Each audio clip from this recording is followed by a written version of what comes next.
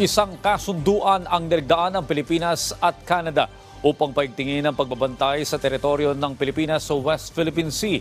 Ayon sa Department of Foreign Affairs, sa ilalim ng Canadian Satellite Surveillance Program, agad matutukoy at matatrack sa satellite technology ng Canada ang mga iligal na nangingisda sa teritoryo na sakop ng Pilipinas.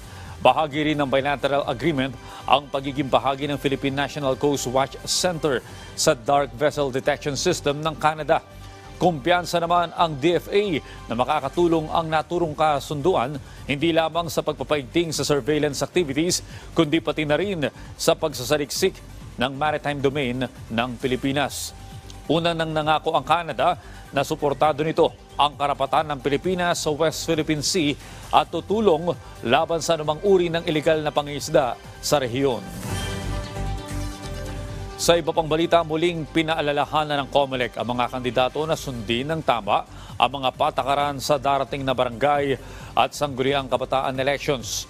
Inihalimbawa ni COMELEC Chairman George Erwin Garcia ang mga sukat ng campaign materials tulad ng mga tarpaulin, billboards at mga poster na hindi dapat lalagpas ng 2x3 feet sa mga common poster areas.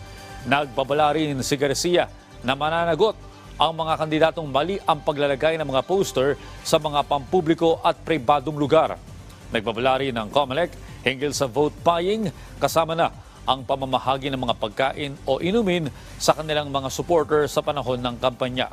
Nakatakda ang botohan sa October 30. At yan ang mga balita sa oras na ito. Para sa iba pang update, i-follow nila kami sa Facebook at Twitter sa @PTVPH. Ako po si Audrey Goriseta. Magandang umaga.